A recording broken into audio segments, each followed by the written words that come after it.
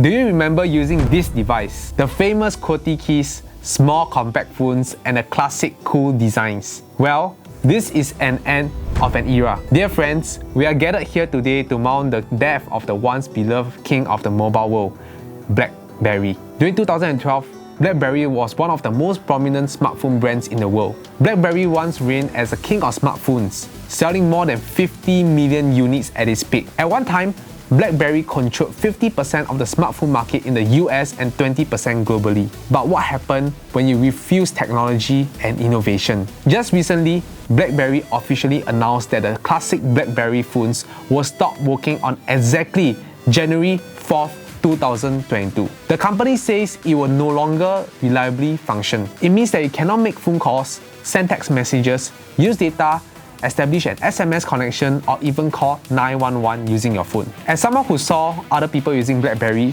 I will admit that I was captivated by this phone. It had a simple design, an easy learning curve, and was marketed to business professionals.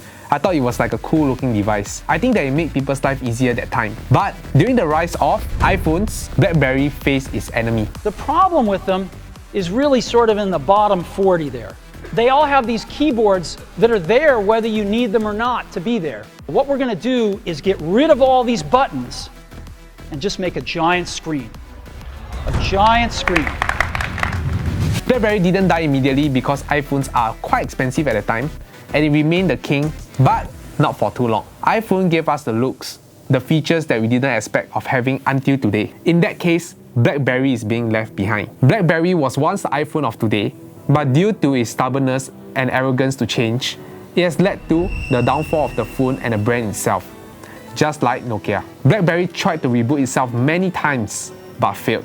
That just brings us to the idea that business should be innovative and follow up with trends. Just like ourselves, we should not be stubborn and refuse innovation. That is why I preach about new technologies like NFTs. NFTs could be bigger the next few years, and death of Blackberry can prove that idea. Most of us didn't see it coming when iPhone starts to kill its competitors. I will not be surprised if someday NFTs will enter the actual economy rather than just in the digital space. This is a reminder that we as humans should learn how to innovate and go with the flow of the trend. We cannot say that all of the trends now will be obsolete someday. So as much as we can, we should embrace the change. Don't be close-minded, don't be afraid of new possibilities, and just learn about it. I'm not asking you to invest in this, invest in that, I'm just asking you to learn about it.